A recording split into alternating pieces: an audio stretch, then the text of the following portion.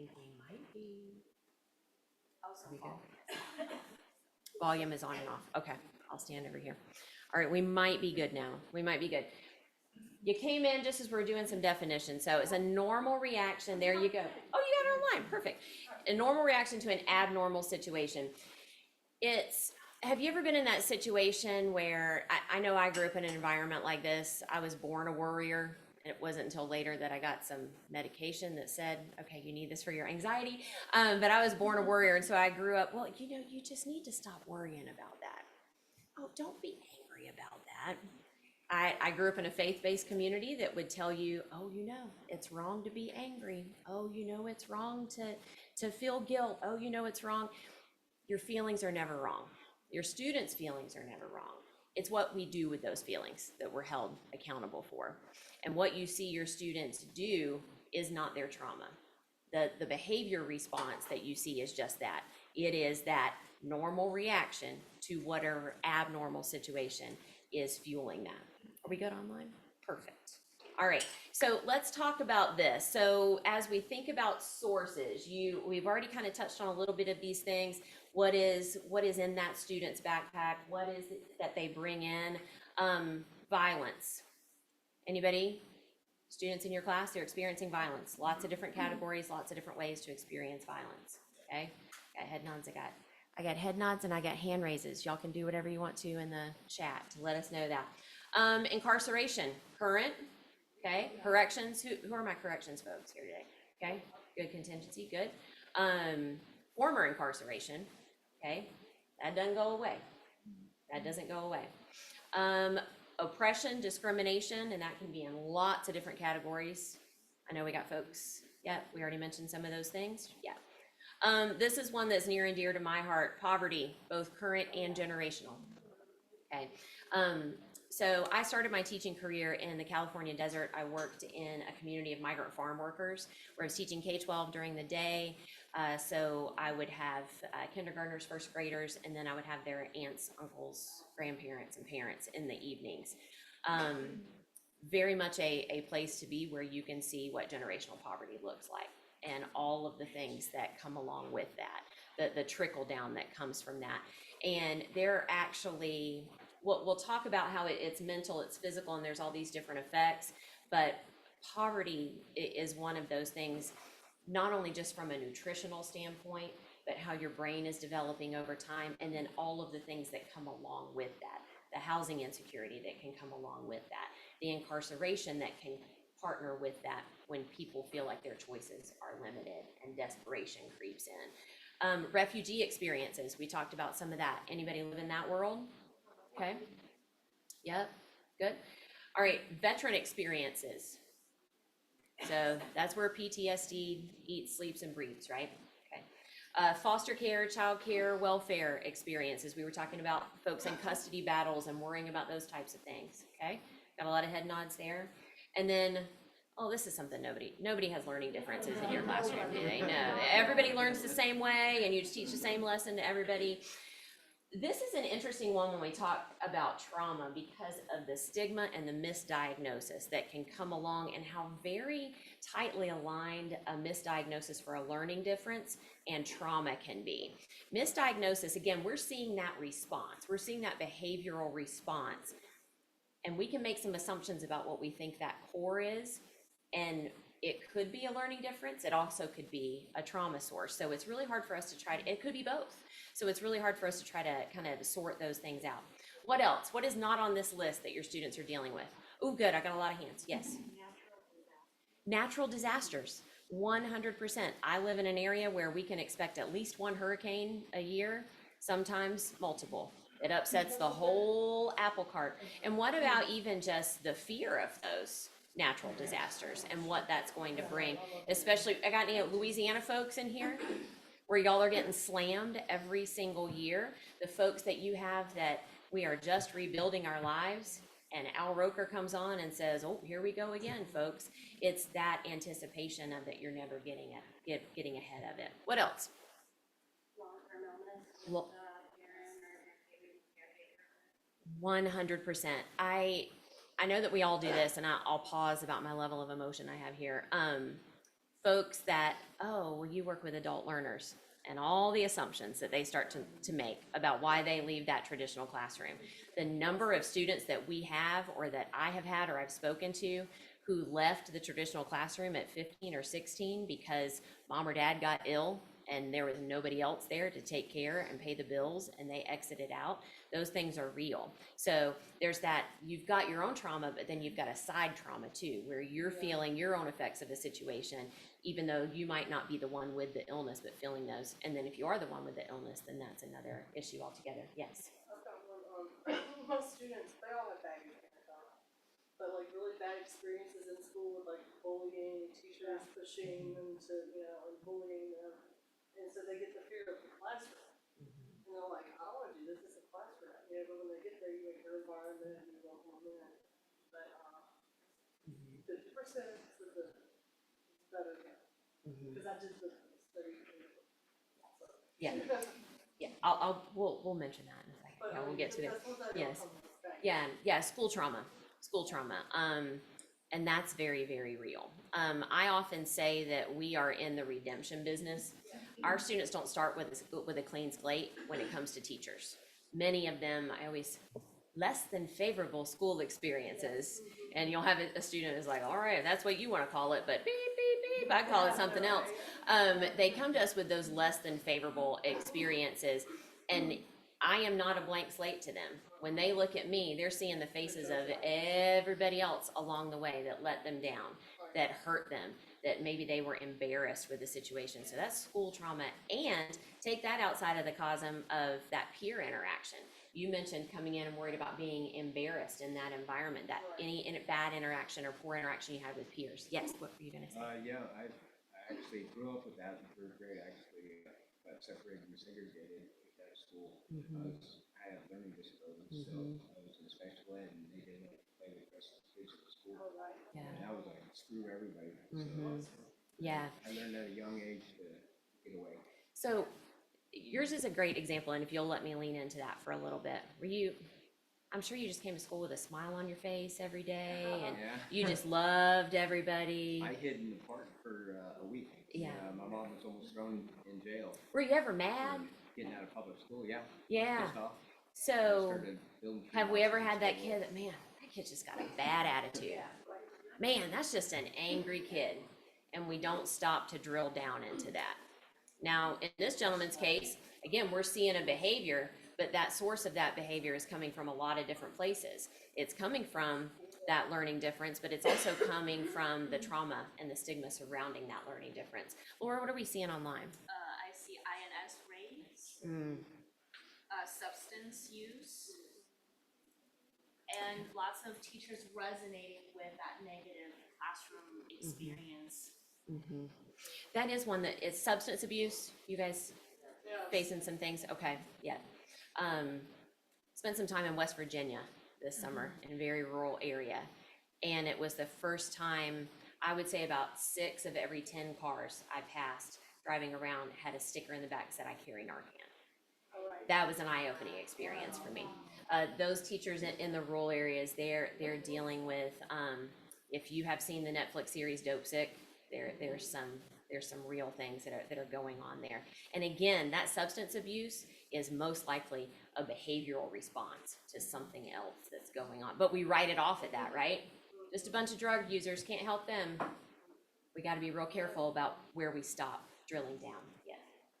What I haven't heard yet is that a lot of our male students had to leave school because their mothers were single mothers, they were depressed, they were prostitutes, they were drug users, and so the oldest son had to go and work any way they could, because otherwise there was no food in the family for the rest of the kids. Yeah. That responsibility trickle down that we were talking about, whether it's a physical illness, whether it's an addiction illness, whether it's just a mama's got to do what mama's got to do situation. The kids at 10 years old are out in the streets washing cars and selling drugs. Yeah. You take 2 steps. For sure. So, okay, so those can be some of the many, and we didn't even touch the top of the iceberg, right? And that's the thing too, when we talk about trauma, an iceberg is a really good analogy because we see that part that sticks out on the surface. we're seeing those behaviors. We might know a little bit, and we're starting, the wave rolls around, you get a little glimpse of something, but what do we know about an iceberg? What's all below? Big old chunk of ice then below that surface that we just don't know about.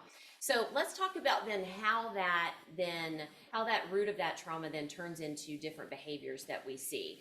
We already said anxiety. Okay, you seen a student have a panic attack? Does that panic attack always look the same? 100% no. I think that's a big misnomer. A panic attack can be the end of the spectrum where there's the heavy breathing and there's the sweating and there's the pacing and all of those things. It can also be a complete zone out from a student. And our natural inclination, because we're all humans and I do it myself, oh, he's just not paying attention today. We all have to be really, really careful there. And I'll throw myself on my sword on that in a second. Avoidance. Anybody have students with avoidance behaviors? Oh, yeah. Okay, they don't want to take a test. They don't want to do an assignment. They don't want to participate. The natural response then on our part is, oh, they're just what? Lazy. They're just lazy. They're just lazy. And we got to drill down into that. We got to get down to the root of that. Concern for safety. We already talked about this. Concern for physical safety. Concern for that peer interaction safety. Maybe an expectation of danger. I mean, let's face it. We are dealing and experiencing kids. If anybody, so 13 to 27, that's where our sweet little baby Gen Zs live right now. Anybody have a large population of 13 to 27? Okay. If you don't have a large population of Gen Z now, you will in the next 5 years, because they are that emerging group of adult ed in that smaller end of the demographic, but they will come to encompass the entire demographic. And trauma-informed instruction will not just be something that we need to go to at a conference and learn a little bit more about. It's going to be it's going to be need to be a daily discussion. Gen Z, in just the anxiety category alone, are putting up 3 times what we've seen in previous generations before. And if we think about it, I was unpacking this with a colleague, because I kind of go off on tangents sometimes. Yeah, sorry. And one of the kind of research tangents I went off on was doing some generational research, because just like trauma, whatever happens to us when our frontal cortex is starting to pull together, those things stay with us. So those things that happen to Gen Z, even if they didn't happen to them, but they happened around them, mass shootings. They are a generation that I'm an Xer, by the way, best generation ever. We're gonna survive the zombie apocalypse, y'all, because we're gonna keep going. I grew up, as probably some of you did, and whether you're a little bit older in this generation too, you had tornado drills, right? Yeah. So it's what? Duck and cover, you do the things. Gen Z grew up with active shooter drills. Gen Z grew up saying the first thing you do in an active shooter drill is grab a backpack, make sure it has a book in it, because they've done bullet tests to see how far the trajectory of a bullet will go into a textbook. So you're telling me even the most jovial kid that's got the greatest disposition, that has the perfect home life, there is something that kid is going to carry along with them. And so then compound that with someone who's also experiencing generational poverty and housing insecurity and all of these extra responsibilities. The locus of control is what they call it. You can have an internal locus of control, or you can have an external locus of control. The shift from millennials to Gen Z in what their locus of control is off the charts. An internal locus of control says, I'm the master of my own ship. I might have dealt with some hard things, but I can do hard things. I'm going to get back up and I'm going to start driving the ship again. The external locus of control says, I cannot control the chaos around me, and so I will not control the chaos around me. We talk about it in terms of it's the difference between a roadblock and a toll booth. If you're driving along and you've got a tree that comes across the middle of the road, that's a roadblock, right? There's not a way around it. So you got a couple of choices, right? Unless you got a chainsaw, you got a couple of choices. So yeah, hurricane area, that's where my mind goes. You got a couple of choices. You can sit and get stuck, or you can regress back to all the things that you used to do all the places where you were. We see students that hit roadblocks, right? The very rare thing that we have got to lean into is we've got to teach our students to view life as toll booths. And it's hard because we all have a different toll that we have to pay. The toll booth perspective, you pull up, you can't go any farther until you pay that toll. And that toll costs us something. It's sacrificial. But once we pay that toll, we can keep moving. Now we're gonna still feel it, we're still gonna carry it with us, but there is some progress, there's still some moving forward. And that's hard because we live in a life of comparison. You're gonna see some people pay that toll like it's nothing in the world, and they're gonna zoom on by. And you're gonna have those people that, like me, especially if it's change, they're down scrounging up everything in the middle of their proverbial console to come out and pay that toll. And then moving forward, do I forget about that experience with having to dig out all that change and pay that toll? No, I don't forget about it. I carry it with me as I keep going. So there's so many issues that are wrapped up in this. Do you see students that are coming in? This kind of goes into the risk aversion, difficulty with new tasks. You put something new in front of them. Yeah. Anybody want to share that? Yeah. Computers. Oh, girl. Yeah. Yeah. Yes. Yes. If you have older students. Yes. If you have older students, that's probably one of the biggest roadblock scenarios I think of, because it's like, oh, nope, newfangled. That's what my grandma would say. That's some newfangled thing that I don't know how to do. Yes. And so what's interesting is, when we see that in that older population, we look at Gen Z, we look at millennials who grew up, they are digital natives. But just because you can TikTok doesn't mean that you know how to. And I do my fair share of TikTok. That took me down the rabbit hole last night. Just because you can do that doesn't mean you can work through all those other skills. So there's a lot of really great things that, even though our students have different experiences, even though we have different experiences, we're all overcoming some of those same things that say, this is new, this is uncomfortable, I don't want to do this. And you mentioned TikTok. My kids, oh my God, they will write a full essay for school on their phone. That gives me trouble. I'm like, stop it, you got a computer. And so it's like, why are you doing everything? But I can tell you Yeah. that back and forth between the different generations. I'm like, oh yeah, I got a 98. I'm like, how? Oh my God. I know. So our independent side of our organization, we provide curricular resources for educators, but we have an independent side. 75% of them work on their phones. And we were just talking about vision. I'd have to hold that thing out here like this and like take that test. And talk about trauma, that's something totally different. So anytime you see a student with difficulty with new tasks and they're avoiding that risk, we got to drill down into that a little bit, because it could be something that's very small, but it could be something that's really deep as well. Sleep issues. We have those. You got yeah. Again, we're all human. They all come in. As a side note, so Christina mentioned this, and I should have kind of started this off, but I just want to jump into the material. Today's session is coming out of one of 4 major areas that a 6-month-long professional learning community that joined with us at Essential Education dove into. They created a resource now that is an Overcoming Learning Challenges guide that you can grab a free copy of today. Just come down, grab one of those. If you are online, you can get a digital version of that, and we'll make sure that you can get connected to that.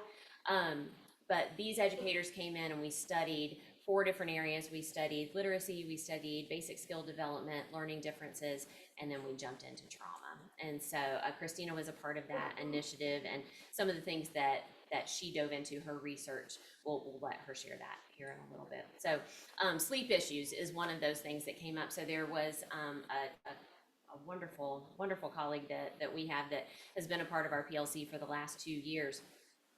She's anybody a one person show at their site?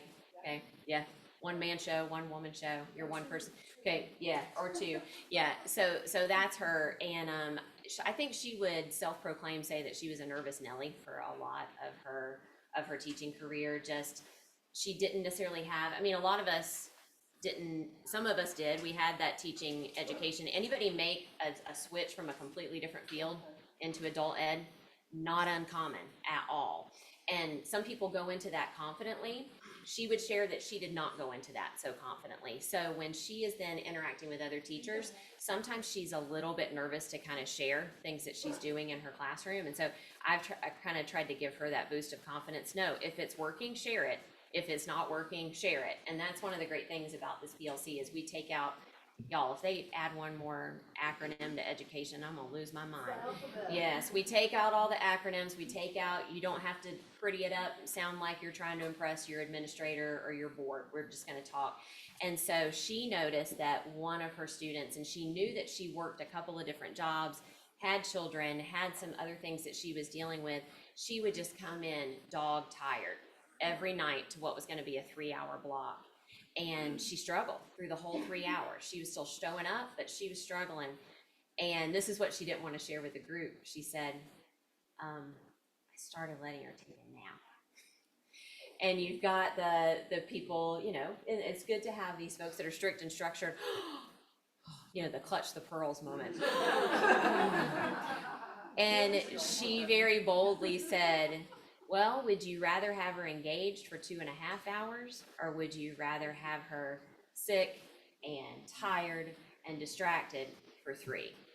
And I know that we don't all have the ability to do that, but that concept, I think we need to think through a little bit more.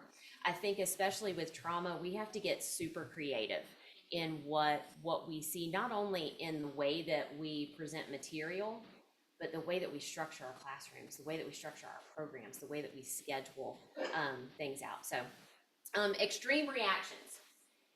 This is one. So have you ever had a student that something, again, what was our definition of trauma? A normal response to an abnormal reaction. But you did something and they just had an off the charts. Like hyperbole. Yes. Okay, anybody want to share one of those situations? Yes. I was teaching fractions, and a student picked up his chair and threw it, because he just couldn't get it. And so, after, you know, kind of talking with him, he had kind of like a mental block, because he didn't like school. There were a lot of things going on the outside that he was having to deal with, and this was what he deemed a sensible response. And so it's like, I'm not gonna report that, because I don't want him to get into more trouble, because he doesn't need more trouble, right? And so we talked about it, and he was very apologetic, and just hearing all of the things that he was dealing with on the outside that he has zero control over, and then also has limited contact to find out. So, Yeah. there's a lot. And I think so many things, and y'all can share different stories. I think so many things do have to do with that control. If you've heard anybody have a student that self-harm, they cut, that was something I did not understand for a really, really long time. I couldn't conceive of it. It's not, because it wouldn't be my natural reaction, right? So I think, and I was fortunate that I had a student who, she'd been in recovery, she was back, and we had a great relationship. So I was able to say, can you tell me a little, just help me get inside your head a little bit and explain that a little bit. And she said that through therapy, she had realized that there's so many things in her life that she cannot control that come at her at random, that when she used to like sharpen down the inside of a mechanical pencil. So that when she's got the tip to that against her wrist and she's dragging it, she can literally control the amount of pain that she's feeling in that moment. She can make it less and she can make it more. And she said there's a euphoria that comes with that. And I understand that. I get that, because I think we all have whatever it is that we want to control in the midst of chaos. So these extreme reactions, those are the times we have to kind of drill down with that. We had another young lady in corrections that was sharing that she had a student that every time she opened up her laptop, his whole demeanor would change. And she said, what is going on? You know, and so she tried all these different things. And so she said, well, is he afraid I'm going to make him do something on the computer? So she tried to make it known, you know, I'm not going to make you do anything on the computer. So she just finally asked him, she said, I just noticed your posture changes, your reactions change. And she said, can you just share with me what that is? And he said, it's your Post-its. She said, Post-its? She's somebody, she has like little Post-its that are tagged, you know, all the different things that she needs to do that day.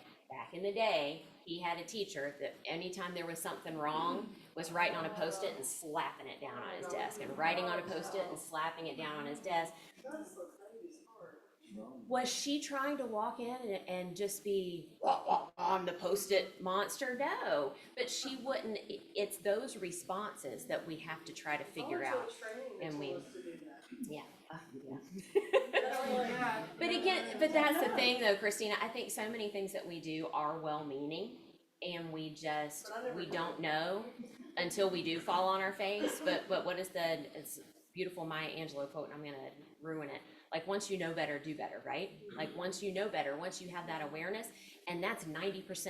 There's so many things you're gonna walk out of here today and you're gonna like, well, I didn't learn how to solve trauma. Well, if you do, let the rest of us know. I mean, part of it is just in these types of conversations that having an awareness to that. So extreme reactions, frequent absences, we chalk that up a lot to a lot of different things, and there are a lot of different things going on. There's transportation, there's childcare, there's job responsibilities. It could be, I am in a state of anxiety and depression where I cannot move today. So there's lots of different things. If you have a student that is expresses guilt or blame, either one of those things, if you've got somebody that nothing is ever their fault, it's always somebody else's fault, there's a reason for that. Self-deprecation. I'm sure your students don't do that, right? No, Yeah. never. I can't do it. I'm stupid. You know, all these different things that are coming out. That self-deprecation is coming from somewhere, and in some ways that can be some school trauma that's coming out. And I'll just give a brief description of what Christina did with her program. So her project that month is she gave her students a survey, and she asked them lots of different questions about their school experiences, how they interacted in this way, how they interacted in that way, and she shares her survey at the end of that Overcoming Adult Challenges guide. So go ahead, modify that, use that. She gives it to you free of charge. She's not going to charge you anything there, and you can use that survey because she was able to pull a lot of information out of that specific to school-based trauma. And then how they feel once they've been in my program, Yes. and it was like improved by 50%. Yeah, because that's the thing, we've got to like keep checking back in with our students too. Yes. Lack of trust in others, that's huge in adult education. It's lack of trust, especially those in power positions. Again, us, them. We got to drop it. We got to drop it. Drop that veil. Memory impairment and cognitive difficulties. We were talking earlier about all of the different things that come along with generational poverty. There are generational poverty education experts that blow my mind. Little bit controversy here and there, but anybody reading the work that Ruby K. Payne does? Okay. So she does some exercises and she works with some researchers, and it just dumbfounds me. She can look at writing samples from 6 different kids and she can tell you which ones were in generational poverty by the way that they write. It's largely, one of the biggest factors is chronology. Anybody have a student that when they write something, it's all over the place? Or they tell a story, it's all over the place. Now, what is our brain automatically? Well, I'm sure it's ADHD, or I'm sure it's this. When you are in generational poverty and you don't know when the next thing is coming, then it's always what's right in front of you. So your story is going to be the first thing that you remember, and it may not be the first thing that happened. So that chronology is different. So it can be kind of all over the map because there is that sense of urgency. They live by a tyranny of the urgent, and it's I can only deal with what's right in front of my face. Ruby Payne shares a story in one of her books where she talks about a family that they knew. It was a family of 6, and it was a K-12 environment, family of 6, and the teachers always did a Christmas kind of feel-good fundraiser. We're going to help somebody. So they decided they were going to buy this family of 6 a refrigerator. Found out they didn't have one, so they bought them a refrigerator. Fast forward after Christmas break, none of the kids come back to school.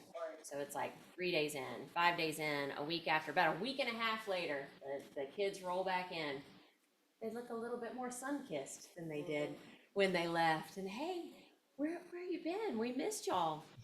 Oh, it was so great. We took that refrigerator y'all gave us and we sold it and we went on a vacation. And we can judge that. We can judge that hard. But when you live in I don't know what tomorrow's gonna look like, I don't know what next week's gonna look like, but I know I got this now, and I know what's gonna feel good in the moment. That's what instant gratification looks like. And we are all predispositioned to that. I mean, come on, y'all. There's a multi-million-dollar company that sells a blanket with sleeves.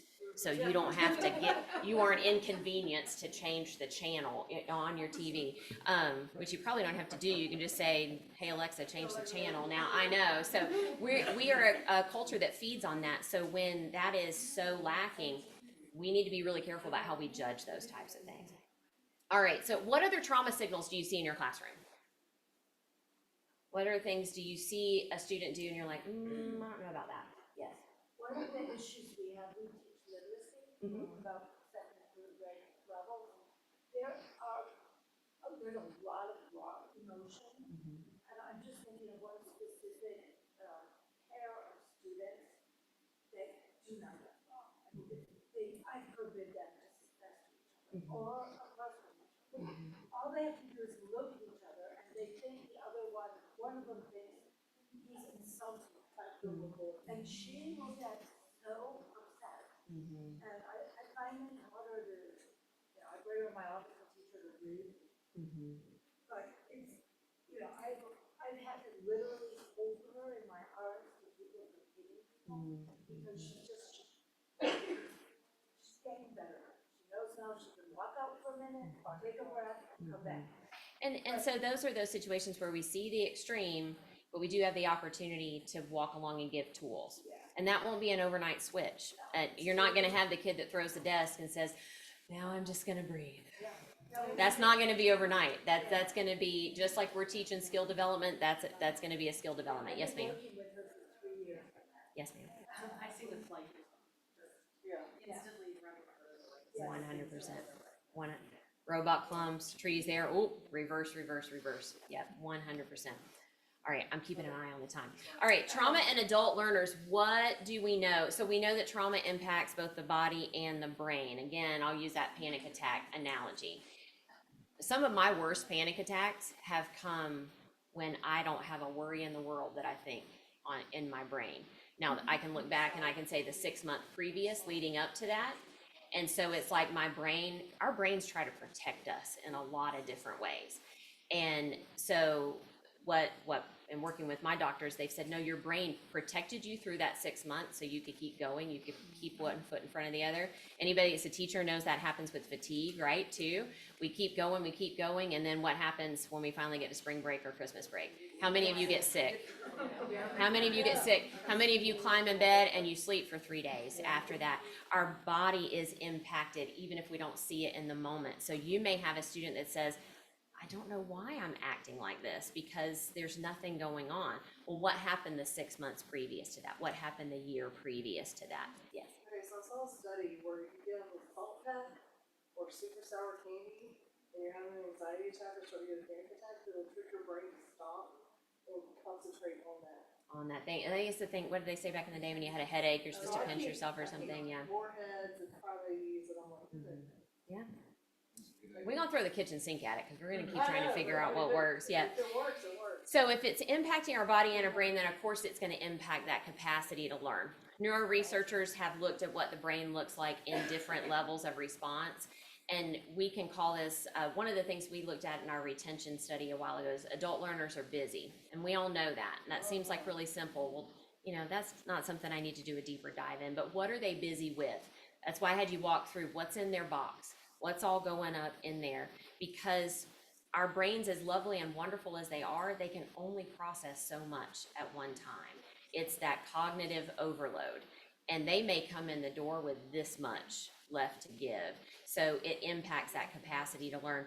Trauma is often misdiagnosed. If we go back and we look at that whole list, we've kind of alluded to it the whole time, we see that behavior response, we jump into teacher mode, and we want to fix it, right? And we want to fix it with what we know. So what do you do if you did grow up or you've made that transition in education? You have all these behavior management tools, right? And they all go back to an academic nature. I was very, very fortunate that I had my behind handed to me during student teaching. And it was probably one of the most difficult experiences that I've ever had, but I'm so glad that I had it, and I'm so glad that I had it early on. In my teaching, because I started in K-12, there was a young man, and I was at the end of my student teaching, so I knew everything. I'm ready for my own class. I can do all these things. I'm ready to hit the ground running. And I had a lovely master teacher who lovingly let me fall on my face. There was a little boy in the class. Every single time somebody dropped a pencil, needed a piece of paper, needed a tissue, if he was on one side of the playground and a kid on the other side of the playground fell off the swings, he's running to get there. If he's sitting on the front row and somebody sneezes in the back row, I got it. He's getting a tissue and he's running back. Somebody drops a pencil. I got it. Somebody out in the hall goes by. I'm going to go out in the hall. He's running out there and I'm like, oh my gosh, he's driving me crazy. He's got to have ADD. He's got to have ADD. And when his parent comes in for that parent conference, we're just going to talk about, some behavior management things. There has to be some accountability here. And he's missing learning time because I knew it all, right? So I had all the answers, and my master teacher said, well, why don't you take that parent conference? Do you want to do that one when she comes in? Y'all, I was bad. I was like, I will do that. I have my whole list of things. And I knew a little bit about this little boy. In 3rd grade, I knew that he was the oldest of 3 younger siblings, 2 that were at the school, 1 that wasn't at the school. I knew some things about him, but we're in a very wealthy area. I knew that some students might have been bussed in from other areas, but I knew some things, and I thought, he's a nosy. He's getting in somebody else's business. And so day of parent conferences rolls around, and he opens the door, and single mama in a motorized wheelchair comes in. And I immediately, it's like one of those things where your time slows down and you start seeing all those things, and I'm like, I have to help. As the oldest of 4 siblings with a single mother who is disabled, he always has to help. If something goes awry at home, he always has to help. And my master teacher, she was fantastic. She said, you still want to do this conference? Because she saw my face. My mom had told me a long time ago I couldn't play poker. She saw it. She's like, you still want to do this one? And I said, no, I'm good. I'm good. And we just unpacked that. And I think I'm just so happy that happened that day. And I often say that's the day I became a teacher. Because that's the day that I realized what you see on the surface is not what is underneath that iceberg, and that's where my love of people came into looking below what is that surface. It changed the trajectory, but I always think about that little boy when I think about we have a perception, because our brain does that, right? In its way to protect. If your brain does this thing where if you don't know the answer to something, it wants to fill it in. It wants to give you an answer because it doesn't like not knowing things. So if you see a student do something and you don't know why, what does it fill in with your brain? It fills in with a preconceived notion, an assumption. If you've got any kind, and we all have it, if you've got any kind of cultural bias, that's going to creep in there. Your brain is going to jump in and fill in those gaps because that trauma is invisible. We only see the response on the outside of that. Laura, I've ignored the online audience. How y'all doing? Yeah. I have a We great doing good? comment. Yes. The thing is that sometimes we do things that affect others, and sometimes we don't want to change this because we don't think it's a problem. And this can cause a loss of students as well because we have become complacent. And so to your point about something small, I did a dyslexia simulation. Probably the hardest I've ever concentrated in 30 minutes. And throughout the experience, the teacher kept on saying, it's like, oh, but this is really easy. This is something we've already covered in class. Yeah. And just constantly putting more input, and my brain was already like, this is like, I'm having to concentrate so hard. Those words did not help. In fact, it lessened my confidence to be able to try and do this. I'm glad you brought that up, because I think we don't use that term to be derogatory, right? I think a lot of teachers, I want to encourage them, so I want to tell them this is easy. that can be that trigger word for that student, but they might have been told something was easy, and when they don't get it, then it's not easy. And so then that again takes that less than. It's, I'm different, there's something wrong with me that sets that apart. So yeah, it's all well-meaning, but again, you know better, so now you do better. And I just had a teacher one time, well, I guess we should just assume everybody has trauma. Yeah. And that's why so many trauma-informed instructors will tell you universal design. So you're looking at like universal design where you're always looking at multisensory. Watch those multisensory resources too. Our instructional designers, I'm so proud that they take account with this. So we have systems with Essential Education where you go on closed captioning. So if you have a student that for whatever reason was fine on Monday but comes in on Thursday and loud sounds are driving them crazy, they don't have to listen to the program. They can turn it off. They can look in closed captioning. So it's little things like that that we just need to be aware of, because trauma is carried with a student in the equivalent of an invisible but omnipresent suitcase. The effects of trauma often go unrecognized. Yes. So I recognize myself doing that. I'm not an instructor, I'm just a teacher, but I work in administration and I have students in the English proficiency class for citizenship program. And as explaining this, I did a mistake of saying, oh, well, you're speaking to me in English and you're understanding me, and I'm understanding you. This test is really fun. Also, trying to calm her down. So now recognizing that kind of more pressure, how would one that doesn't know myself be able to better navigate that fear? I hesitate. I always go back, and I think this becomes kind of like a parachute answer. Relationships. We cannot stop building relationships with our students, and it's learning that, and it's learning what motivates one may be completely off-putting to another. And so a lot of times it's asking the question, hey, what works for you? Or hey, what worked about this lesson? What didn't work about this lesson? And creating that environment of safety. It's one of the things we talk about in the retention guide. So Maslow's hierarchy of needs, yeah, we all know it, yeah. So we got that whole baseline, that's your food, that's your water, that's your housing, all of these things. By and large, we can't do a lot about that, right? So we have a lot of well-meaning teachers that come in and say, well, I can't do anything about that, so I'm just gonna build all these relationships with my students, and I'm gonna go in like gangbusters. In Maslow's hierarchy of needs, there's a second layer that comes before those basic needs and connection. And that second layer is safety. And that safety is a big umbrella, right? It's that safety factor.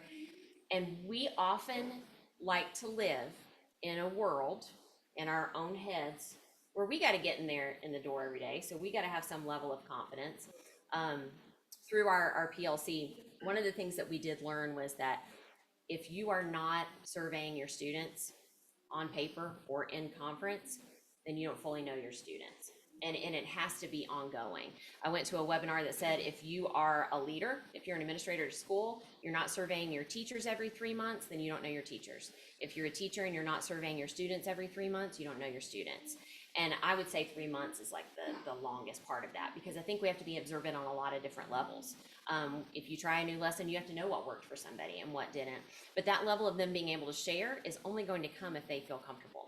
It's only going to come if they feel safe in telling you what works for them and what doesn't.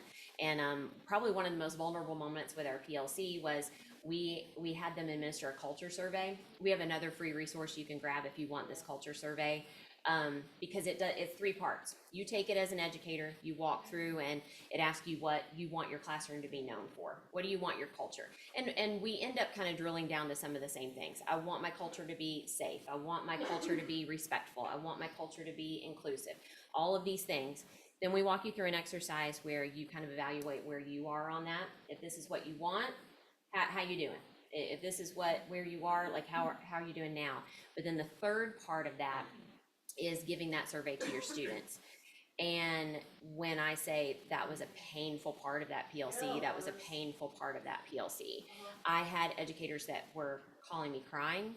I had folks that were reaching out because there were individuals in that second part that said, I guarantee you 100% that all of my students feel safe. I guarantee you. They are walking in, they walk in here, they know they are loved. I guarantee it. Would stake her life on it.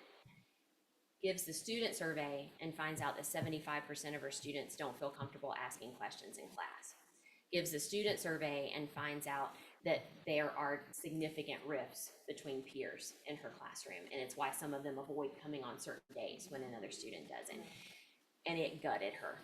It gutted her. And I said, okay, we need to mourn this, we need to feel it, and now we need to move on. And she never would have known that if she didn't ask the question. She would have lived in, because we want that for our students, right? But we have to keep asking those questions. Yes. And my question may not be able to be answered in this, and it may be a whole other session, so that's okay. So if we're talking also about that hierarchy of needs, and we're doing this for our students, what about ourselves? What do we deal with, or how do we deal with this when we need to protect our own selves of, I've got to be able to function for you, and I can't deal with every single story, because that is, I mean. Oh, it's emotional fatigue. Yeah, and it's that emotional fatigue, Yeah. so that I can actually keep putting into them. But in some ways, I've got to have that barrier for myself too. And where do you draw that line? And, Yeah. and all of that. It's hard. Yeah. And sometimes you throw up in a trash can before you realize what it is. And I don't say that flippantly. Like I think we all have to. We did a session on mental health, and I'll be really transparent. Had a whole lot of people that did not want me to do that PD session. It's just too negative. It's too negative. We don't want to talk about that. That doesn't look good on a poster. It's too negative. It's the reality. It's the reality in where we live and in what we do. And so what I found in doing that research is I was approaching it in an hour-long PD for a session on student mental health. And very quickly my own experiences, they're very, very interwoven. So I'm going to give you, and I know we're so running down on time. I was worried we were going to have like 15 minutes. And we were like, oh, enjoy the rest of your day. And now we're running out of time. One of the things I'm going to share with you guys, and I'll just flip through this a little bit. So when we get to then what we do, and I will answer part of your question. When we get to then what do we do? So then it's trauma-informed instruction. So we have this awareness. Now what do we do? When we know better, now how do we do better? So that starts with that understanding, looking at that learning and that behavior, implementing teaching practices, or I would say more important, when you support students, helping them to implement tools. Those things kind of work in concert. As we start to trial and error, figure out what's working for a student, then the next thing that we can do is come alongside them and give them that tool, show them what that looks like. Trauma-informed instruction, we'll go through these quickly because there's an obvious answer. True or false, the best way to handle trauma in the classroom is to pretend it doesn't exist. Always promote positivity. Rainbows and ponies and a happy face sticker. False, trauma should not be ignored. We cannot stick our heads in the sand. All teachers should be expected to be counselors. 100%. Instructors need to be equipped. We need to be equipped with resources, but primarily a lot of those resources comes in that last word right there, referrals. I need to have a system in place. If you are an administrator in this room and you want to have one takeaway from this session, that's your homework. You go home and you figure out how you're going to resource your teachers and what you're going to do. It's almost like when you build a chat bot, somebody asks a question and you figure out the answer and it triggers another question, walk yourself through that process. I've got a student that comes to me with X issue. What can I do with that? And start building that resource guide. The best way to address student needs is to share behaviors in a staff meeting. Lucinda came in today, she threw the desk. This one is tricky for me because, this one's tricky because it is false. That student information should be protected because of the fact that so many it's just a way to treat another human, right? You don't go and share somebody else's dirty laundry. But because our students often come with a lot of trust issues, but there are times where a trusted colleague needs to be brought in to the situation. And so that's, again, where if you have a process of kind of resourcing your teachers and then what do you do where and who you bring into that, especially if you are in an environment where, is anybody in a role, like a trickle-down circular environment where your student then goes to somebody else? Man, equip that teacher. It's kind of like what you want to do with your children. I want to protect them from the things that I fell on my face about, so I'm going to equip them. Have those confidential conversations when you can, when they're intentional and when they're purposeful. We had an instructor who would always razz the student about always wanting in the food pantry, like for snacks. Or, he'd always be, if there were donuts left over from morning, he would eat them, and she's always like, oh, he'll eat these, and we found out that he was homeless, and that was the only food he was eating, and so we did have to let her know, because he would never have told her. Yeah. And I'm gonna guess, if she's doing what she's doing, she probably felt horrible. Oh, she did, Yeah. She absolutely felt, Which is another thing, like as a side note, is anybody here, you're more in an administrative role, or maybe you do both, and you're the first person that a student sees when they walk in the door? Okay. I see y'all. I'm always really tricky with y'all because we've had many that come to COAB, and some people, if that's their only role, they're like, oh, I'm just here with my teachers. I just do data. I just greet people. That's not true. You have incredible power, so I want to build you up with that. But I also want to tell you, you have the power to make or break your program. Whoever that first face is when a student comes in the door, just under that same scenario, they often have that bubbly personality where they want to welcome people in, but they'll make a comment that they just don't know. Yeah. So make sure we're equipping those folks. When you talk about culture, make sure you have full buy-in across the board. Yes. Yes. A lot of the teachers here are for not college, but for elementary and high school and stuff like that. Well, I'm a student at UNM, and I've noticed that, I don't know if it's still happening, but we used to have counselors at the school to help navigate a lot of the problems and the issues. There were psychologists and psychiatrists to be able to help with some of the issues that take the burden off the teachers.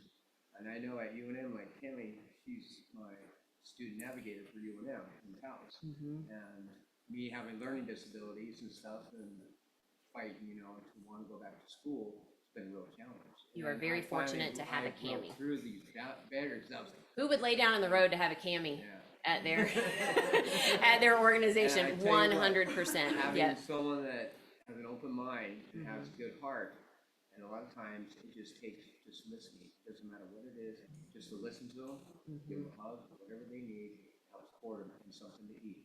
And with the pantries and stuff they've been doing, and I helped put together a little bit, it's been more friendly to want to go back to school and learn again. What did we hear? I know we have to kind of close this thing out. What do we hear from this gentleman? He feels seen and he feels known. She cannot fix all of his problems, but she listens. And that's where we have to start taking those steps forward, asking the right questions and listening. I'm sorry, what were you gonna say? Really quick, And if y'all need to go ahead and go. Yeah. based on what he said and based on your second question, right, Yeah. all teachers should be expected to be counselors? No, but I think all teachers should be expected to be active listeners, right? 1000%. Because I think that plays into what you just said. And then also with the next one, students need to share, the best way to address student needs is to share behaviors and the staff meeting. No, however, once you become an active listener and speak to the adult learner, the child, whoever it is, and then get them to buy in, like, you know what? Yep. I may not be able to help you, but she may be able to, is it okay? That's if where I that help her? student-centered comes in. I had student directed there, and I think it could go both ways. You've got, Lucinda has shared this with you. You've got a great relationship with Lucinda. Okay, baby, you told me a lot of things, and I want to help you.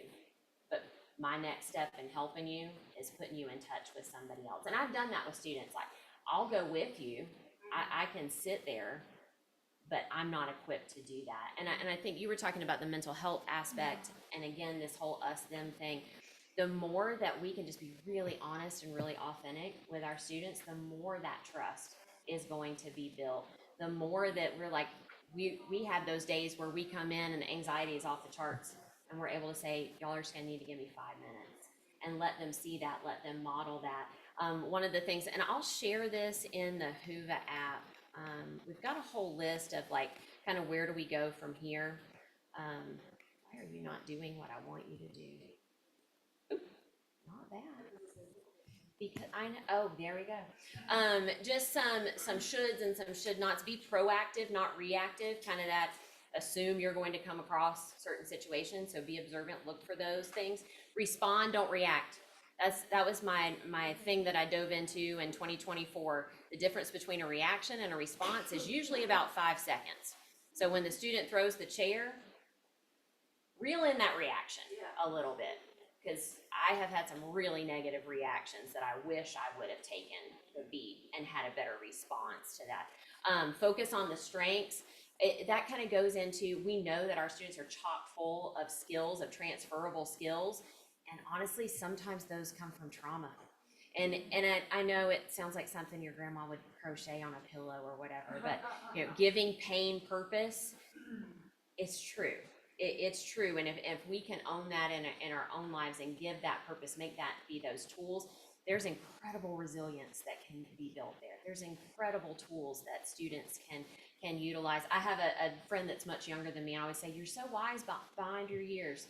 Trauma. I'm like, oh my gosh, you're such a great problem solver. Trauma. Oh my gosh, you're so cool and collected in horrible situations. Trauma. So it's like leaning into those strengths that are there. So have an awareness of different triggers and alternative approaches. Intentionally target those new skills. Again, giving that, okay, we know this about you. We know this is going to set you off. I know the Post-its are going to make you start itching and go hide in a corner. So we're not going to do that. So what else are we going to do? And then provide those resources. So this is just a whole list of different things. A lot of these we've talked about throughout the session, building those connections. I call it collecting currency. You might have the most frivolous conversations ever with a student for a year. The proverbial rug gets pulled out for that student, and all of a sudden, you're having this hard conversation with them. You've built that emotional and that relational currency along the way. It's why a student might take something different from you than they take from another colleague. You know, have you ever said, well, she can say that to me, but you can't? You know, those types of things. So build that currency, ask questions, just ask questions. Prioritize brain primers. Try to make that switch. Try to make that, we know you got all this stuff at the door. Let's try as much as we can. It's going to be an impossibility to leave all of those things, but you know, have that 5-second time. Figure out what that is. Is it soft music that's playing? There's a ton of different resources for both brain primers and setting ground rules. What kind of ground rules are you going to set in your classroom that are going to set that tone of safety and security? And I'm going to show you the resource right now, and it exists here. So I'll put this in the Whova app. I may have to get you to show me how to do it, but I'll put it in the Whova app. World Ed and Council for Adult and Experiential Learning. And then these two resources right here, especially this one. This comes from an organization, it's gonna pop up. It's an acronym, and I apologize because I don't remember what exactly SABES, but they have a whole, kind of a whole resource packet. They even have some activities that you can do with other teachers. One of them is kind of the backpack exercise we did today. So this is a great resource. It's not wanting to open, but trust me, it lives there. So there we go. And then we've got tons of resources for y'all as well. So please stop by the booth. Remind me that you were in this session. I'll be like, oh, I know what we talked about today, and then I'll go grab you a bunch of stuff. And you got those blue bags. Let's fill them up with some stuff. So I hope this was helpful. I think sometimes.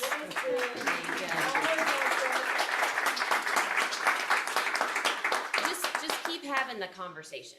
Just keep having the Y'all should conversation. win that DLC, I'm telling you. It was an amazing experience, and we do another one next year. Y'all sign up, you will regret it. We'll see.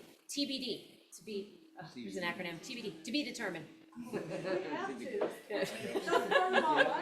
Where can our online attendees? Yeah, so online, if you want to send them to, hey y'all, if they want to go to the professional development site at EE, so because they can, all those resources are there. So if you want to put that, Laura's going to put that in the chat. Thank y'all for hanging in. I want to thank you, I've been listening to your webinar. Oh, great.